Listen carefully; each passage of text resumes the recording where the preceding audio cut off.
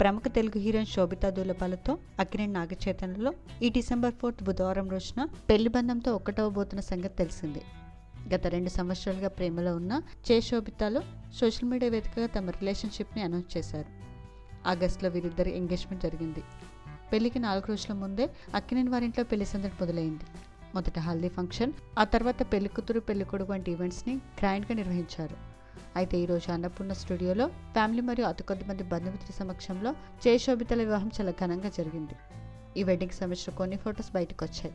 ఈ ఫోటో చూసిన వాళ్ళంతా నూతన వధువులకి కంగ్రాచులేషన్స్ తెలియజేస్తూ కమెంట్స్ పెడుతున్నారు. నాగచైతన్య శోభితల వెడ్డింగ్ ఫొటోస్ని మనం ఈ వీడియోలో చూసేద్దాం.